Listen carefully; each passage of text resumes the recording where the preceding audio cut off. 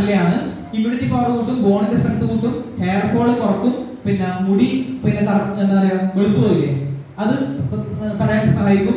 ഈ vitamin C കുറഞ്ഞ ആൾക്കാർക്ക് എന്ത് സംഭവിക്കും പറഞ്ഞാല് നമ്മളിപ്പോ അവരെ ഇങ്ങനെ ചെറുപ്പം നമ്മളിങ്ങനെ ഒരു ചെറിയ അടി വെച്ച് വെച്ചോ, അല്ലെങ്കിൽ അവരുടെ അടി വെച്ച് കുട്ടി വെച്ചോ, അങ്ങനെ കുട്ടി കഴിഞ്ഞാൽ അവർക്ക് അവിടെ ഇങ്ങനെ ഭയങ്കര ചോന്ന് വരും.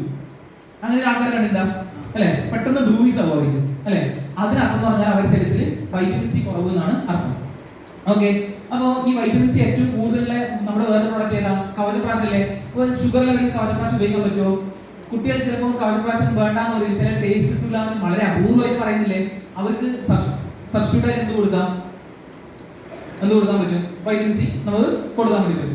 പിന്നെ എന്ത് ചെയ്യും? ശരീരത്തിൽ ഉണ്ടാകുന്ന ഡാർക്ക് സ്പോട്ട് ഉണ്ടാവില്ലേ, ഹൈപ്പർ പിഗ്മെന്റേഷൻ, ഡാർക്ക് സ്പോട്ട് ഒക്കെ ഉണ്ടാവില്ലേ, അതിൽ മാറാൻ ഈ വൈറ്റമിൻ സി സഹായിക്കും. നീർക്കെട്ട് കുറക്കാനും പല്ലിന്റെ ആരോഗ്യത്തിനും.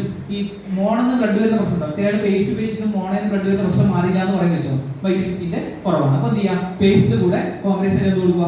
കവചപ്രാശോ അല്ലെങ്കിൽ വൈറ്റമിൻ സിയോ നമുക്ക് കൊടുക്കാൻ വേണ്ടി പറ്റും. ഓക്കെ, അപ്പോ എന്താണ് വൈറ്റമിൻ സി ആക്ച്വലി ചെയ്യുക എന്ന് പറഞ്ഞു കഴിഞ്ഞാല് നമ്മുടെ ശരീരത്തിൽ ചുളിവുകൾ ഉണ്ടാവില്ലേ? എങ്ങനെ ചുളിവുകൾ ഉണ്ടാവും? പ്രായമാകുമ്പോഴേ ചുളിവുകൾ ഉണ്ടാവുന്നത് അല്ലെ.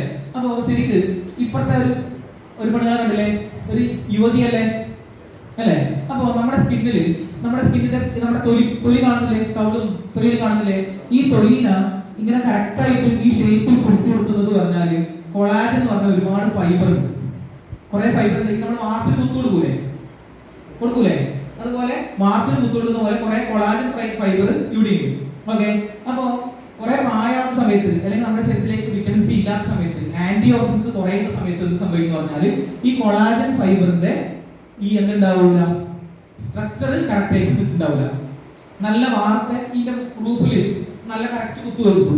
ഓക്കെ, എന്നാലും നല്ല പരന്നിട്ട് വാർത്ത കിട്ടിയില്ലേ, വളഞ്ഞിട്ടാണ് കുത്തു കൊടുത്തിട്ടില്ലോ, വളഞ്ഞിട്ടല്ലേ ഉണ്ടാവുക. അങ്ങനെയാണ് ചുളിവുകൾ ഉണ്ടാവുക. അതായത് ഈ കൊളാജൻ എന്ന് പറഞ്ഞ സാധനത്തിന്റെ ഇതൊരു ഫൈബറാണ്, ഒരു നാര് പോലെ ഉണ്ടാവുക. ഇതിന്റെ ആരോഗ്യം കാത്തു സൂക്ഷിക്കാൻ വേണ്ടിയിട്ട് നമ്മുടെ വൈറ്റമിൻ സി വളരെ ഇമ്പോർട്ടന്റ് ആണ്. അത് ശരിക്കും പറഞ്ഞാൽ ഇത് കോസ്മെറ്റിക് പ്രൊഡക്റ്റ് കൊടുക്കുന്ന ലേഡീസ് നമ്മൾ ഫെയർനെസ് ക്രീമുകൾ കൊടുക്കുന്നില്ലേ, യഥാർത്ഥത്തിൽ നിങ്ങൾ ഫെയർനെസ് ക്രീമിന്റെ കൂടെ കോമ്പിനേഷൻ ആയിട്ട് കൊടുക്കാൻ പറ്റുന്ന ഒരു സാധനമാണ് ചുരുക്കി പറഞ്ഞാൽ എന്ത്. പിന്നെ ഉച്ചക്കാലം ഭക്ഷണം കഴിച്ചിട്ട് ഒരു മുട്ടായി എന്നതിന് പകരം എന്ത് ചെയ്യാം? നല്ല ടേസ്റ്റുള്ള വൈറ്റമിൻ സി അടിച്ച് തിന്നൂടെ. മുട്ടായി തിന്നിട്ട് ഷുഗർ കയറിക്കുന്ന കാര്യമുണ്ടോ?